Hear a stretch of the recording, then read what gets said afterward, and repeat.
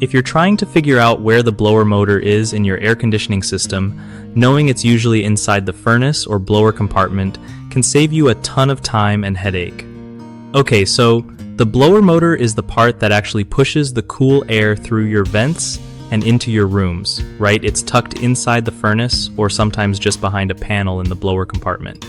If you want to check it out or replace it, first, make sure your system is off because safety is key. You'll usually find a small access door or panel on the furnace where the blower motor hides. Once you open that, you'll see a motor attached to a big fan wheel. This is what moves the air.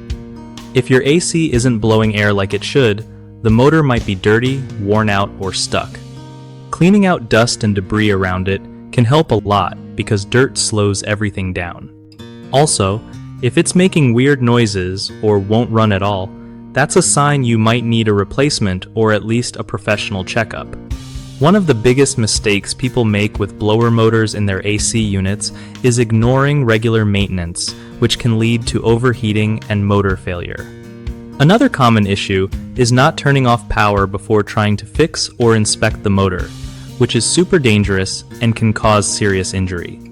Lastly, many folks try to DIY complex repairs, like rewiring or replacing parts without proper knowledge, which can damage the motor or void warranties.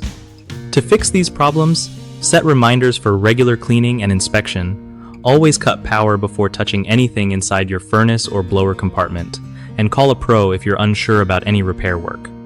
BigHomeProjects.com is awesome for homeowners who want to find trusted local contractors without all the stress of searching around. Plus, it's a great way for contractors to get work by connecting with people who really need their skills.